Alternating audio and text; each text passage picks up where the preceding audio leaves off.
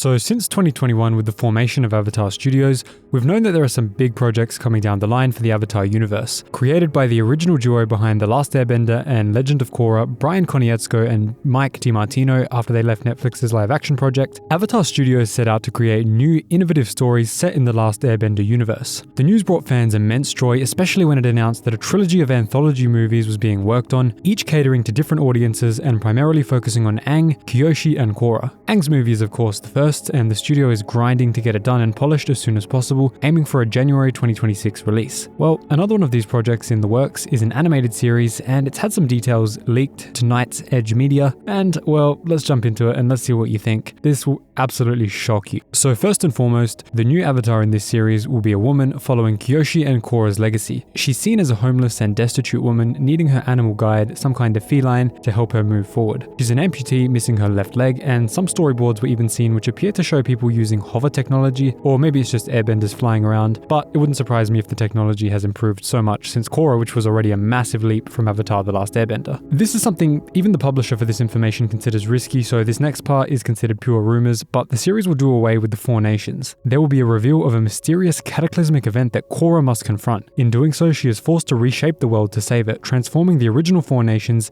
into 7 new regions or havens, a term that could potentially serve as the series' subtitle. Now, this massive act would position Avatar Korra as the most powerful avatar ever in the lore, given her unprecedented ability to dismantle and recreate the world single-handedly. It is said that the avatar is supposed to give balance to the Four Nations, and she's destroying the Four Nations. I guess that is a form of balance. That always comes back to the old Anakin argument from Star Wars. Did he actually bring balance by killing all the Sith and all the Jedi? That's an argument to play out in the comments down below. But it's speculated that this event may ultimately lead to Korra's demise, paving the way for the reincarnation of the next avatar aligned with the Earth Kingdom. Now, don't get me wrong, this concept is pretty cool, and I'm sure the lore would be crazy and immense, but how they're going to ditch the Four Nations, this would be such an immense stab to the heart of us fans who grew up with the infamous opening to The Last Airbender. Obviously, things can't stay the same forever, but why mess with a winning formula? It's obviously some kind of war will erupt between these now separated havens, so why even bother in the first place changing this structure? The new Earth avatar will be revealed as one of identical twin sisters. One twin is seen as more powerful, is raised by the White Lotus in wealth and privilege, and the other, cast aside and forgotten, grows up on the streets of a new haven alongside her animal guide. Eventually the twins reunite and train together, with the non-avatar twin still possessing significant power and training. Although we're not actually sure whether the non-avatar twin is actually the non-avatar. Maybe the essence of Rava has been split. Maybe one will have 2 elements, the other will have the other 2, fire and water. Maybe will have to be on the opposites. Who knows? There's some good potential for lore there. However,